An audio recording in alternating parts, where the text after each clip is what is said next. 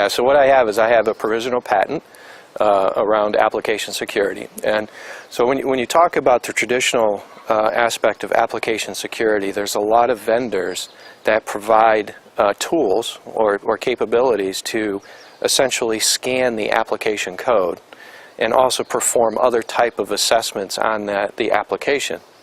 Well, the challenge is when those tools execute on that source code or on that application from a dynamic perspective, it doesn't do it within the context that that application is actually developed in or it's being deployed in.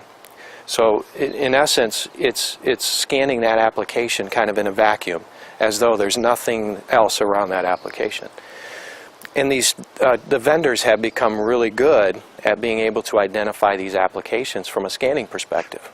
So the challenge is if you're an executive manager, you have essentially, you're getting these reports of all of these potential vulnerabilities, which can be very daunting to look at because you don't really know what the true risks are that's being identified, because again, that's not being brought into the context of the way that application executes.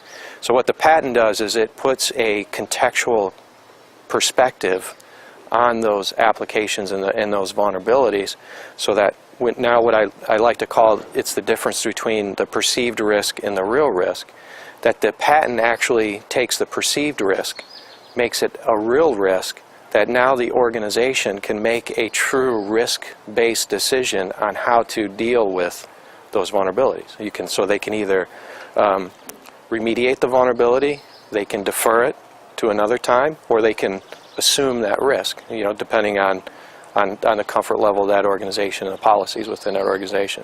Before the patent, they were literally just taking a guess. And in a lot of cases, they would spend a lot of time and resources to fix vulnerabilities or potential risks that they didn't have to necessarily deal with. So the patent also helps control from a budgetary perspective. It helps put more control around what is actually needed in terms of money and resources to address the vulnerabilities that the organization should really be dealing with. Well, so I saw the need in the industry when I was doing application security, because time and time again I would always be asked, so what does this really mean? So when I give them a list of vulnerabilities, they say, what does that really mean to me as an organization? Which one should I really be focusing on? And so that got me to think, well, there's got to be a way to make this more efficient and make it more automated so that those senior level executives can actually have something that they can make a real decision from. So that's what spawned the idea, just from being there in the field and working right alongside the senior executives.